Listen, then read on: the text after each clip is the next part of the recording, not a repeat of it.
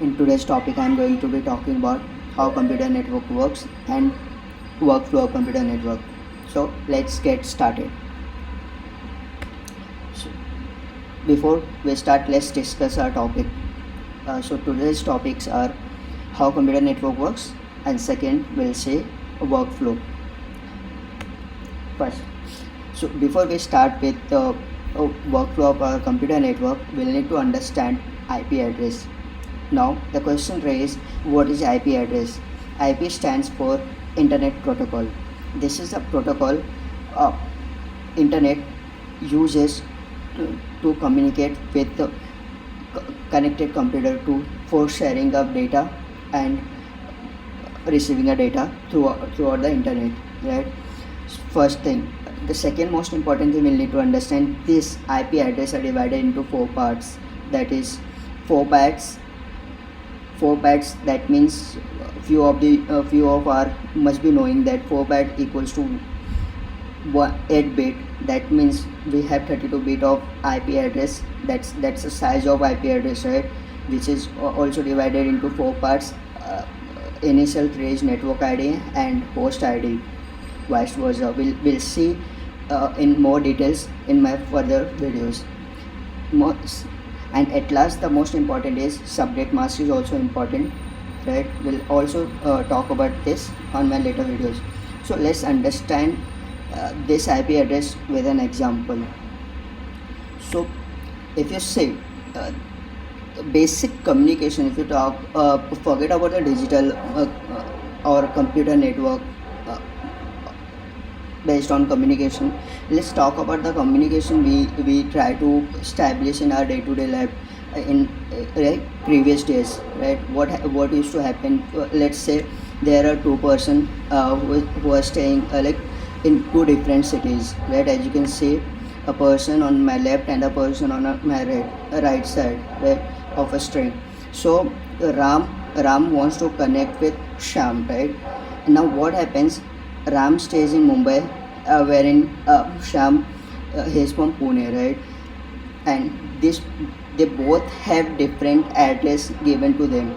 That is, Ram has room number given to him, like 201 second floor, or the area code must be there, wherein similar address would be given to a Sham.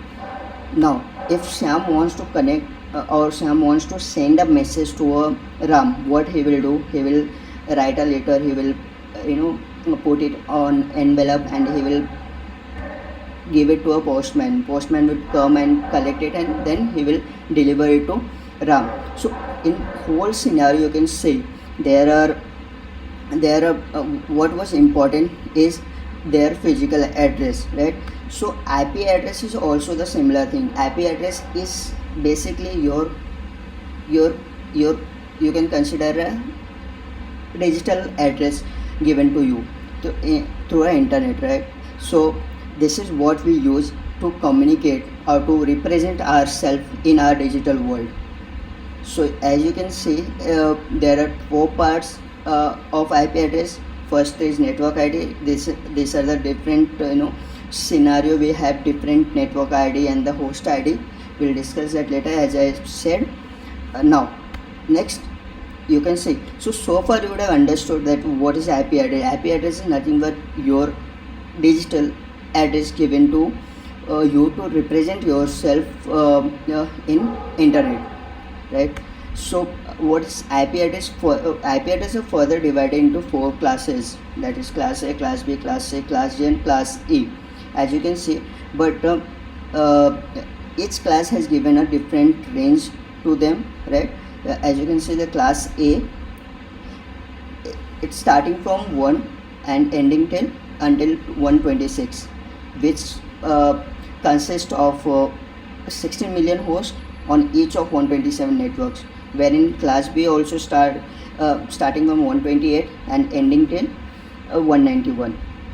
Similarly, class C is starting from 192 and ending at 223, which supports 254 hosts of each 2 million networks. So initial 3 classes are very important, as these classes are useful are available for a public use, like class A, class B, and class C, wherein class D and class E are reserved for different purpose, right? So let's talk about class D. Class D is reserved for multicast groups, like in emergency situation or some natural calamities. These ports, these IP addresses are used to broadcast a message, right? Then class A is also reserved for research and development purposes. So these class D and class E are not publicly available, but yes, these are reserved for some special purposes. You can consider it. So let's move to next slide. Here I am trying to represent, I'm trying to explain this illustration of an image where four computers are connected through each other. Let's consider through some device in the middle, and each computer has given a different IP address to them. As you can see, the IP address, let's say on my left side, 192.168.1.2. As I said, these IP addresses are divided into four parts. So initial three parts are network ID, which represents network ID, wherein last part is representing your host ID. As you can see, the four computers are connected. So first computer has allocated IP address 192.168.1.2, wherein the second one computer has the host IDs of 1.3, third one has 1.4, and fourth one is 1.5. So host ID is nothing but the number of computers connected in sequence, right? This is how the host ID allocated to your computer. We'll see in more details in my next videos. So let's consider, let's take an example where now 192, the IP address, the computer with an IP address 192.168.1.2 wants to send a message to a computer with an IP address 192.168.1.3. Now what he will do, he will create a package like we talked in our previous slide, where he will create a package like an envelope, and he will note it down, like he will in that envelope there will be a IP address of sender as well as receiver, right? And this package will be sent through a network. This is how typical communication happens in a digital world, right? So I hope you would have understood through this image.